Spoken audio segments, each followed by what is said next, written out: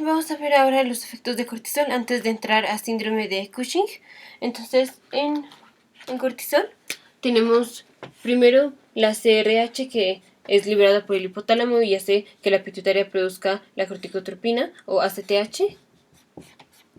Y la ACTH va a la zona fasciculata de la corteza de las glándulas suprarrenales y promueve la síntesis de glucocorticoides, entre ellos el más importante, cortisol.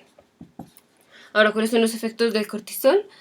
Con respecto al metabolismo, aumenta la gluconeogénesis porque aumenta la expresión de la fosfenol piruvato quinasa. La fosfenol piruvato carboxiquinasa utiliza GTP y también para la gluconeogénesis se necesitan otros productos como glicerol, o sea, no nada más puede venir de piruvato la gluconeogénesis, sino también de glicerol o de proteínas. Entonces, el cortisol hace, o nos podemos acordar que también el cortisol hace destrucción de los triglicéridos, así permitiendo que haya ácidos grasos libres y glicerol en la gluconeogénesis y destrucción de proteínas. Esto con respecto al metabolismo. Con respecto al sistema inmune, disminuye las moléculas de adhesión celulares, entonces hace neutrofilia, o sea, aumenta los neutrófilos porque ya no están ahí unidos o en el pulmón o así. Pero para las otras células, como son los linfocitos o los eosinófilos, disminuye su producción. Entonces hay linfopenia y eosinopenia. Esto es importante, por ejemplo, en insuficiencia adrenal ya no hay la inhibición de la producción de los eosinófilos y por eso el 15% de los pacientes con insuficiencia adrenal se presenta con eosinofilia, porque ya no hay la inhibición de los eosinófilos. También con respecto al sistema inmune, disminuye la producción de interleucina 2, por eso se pueden dar esteroides como terapia inmunosupresora. Para síntomas de inflamación, disminuye la fosfolipasa A2, que es la que forma el ácido araquidónico, y ya del ácido araquidónico pues lo convertimos en leucotrienos o en prostaglandinas. Entonces, al inhibir la fosfolipasa A2, no agarramos el ácido araquidónico, o sea, no convertimos el fosfolípido de la membrana celular en ácido araquidónico, y entonces disminuimos la producción de leucotrienos y de prostaglandinas.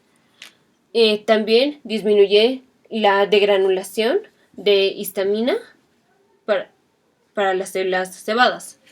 Entonces los esteroides están como para, si un paciente con asma no está controlado, no se le va a dar en el momento en el que tiene el ataque de asma, pero sí se le da como cada 8 horas para prevenir la degranulación de las células cebadas. Con respecto al hueso, disminuye la diferenciación de los osteoblastos, aumenta la expresión del RANK receptor. El RANK receptor está en los osteoclastos y entonces promueve la activación de los osteoclastos. La otra es que disminuye el calcio porque disminuye la absorción de calcio, y esto lleva al aumento en la paratormona. Y la paratormona lo que hace es resorpción del hueso, o sea, saca el calcio del hueso y entonces hace la osteonecrosis avascular. Más comúnmente cuando los pacientes están en esteroides, que tiene efecto de glucocorticoide, se le da al paciente el esteroide y produce osteonecrosis avascular, más comúnmente de la cabeza del fémur. También efectos en la vasculatura va a ser, promueve la vasoconstricción de dos maneras. Una, porque inhibe la síntesis de óxido nítrico, y la otra porque estimula la expresión de los receptores alfa-1 adrenérgicos. Entonces, no es que el que da cortisol llegue a los receptores alfa-1 y promueve aumento de la presión, sino que hace que se expresen los receptores y entonces ya la epinefrina puede llegar. Entonces, este es el efecto permisivo del cortisol para la vasoconstricción. Si el paciente duerme menos, aumenta el cortisol. O sea, pacientes que están así todo el tiempo desvelados, veríamos que el cortisol está elevado. Y en pacientes que tengan mucho cortisol o mucho efecto glucocorticoide, como también hay un poco de efecto de mineralocorticoide en el cortisol, aunque es mínimo. Si el paciente tiene mucho cortisol, como el síndrome de Cushing, puede tener hiperaldosteronismo. Y el hiperaldosteronismo se va a presentar con potasio bajo, acalosis metabólica, y el potasio, la baja de potasio, lleva a diabetes insípida. Entonces, en síndrome de Cushing también podemos tener diabetes insípida.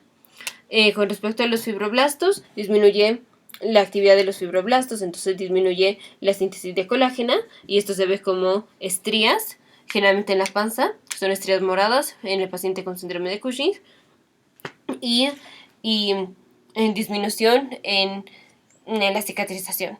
En el siguiente video vamos a ver cómo incorporamos todo esto a el exceso de cortisol, o sea, síndrome de Cushing.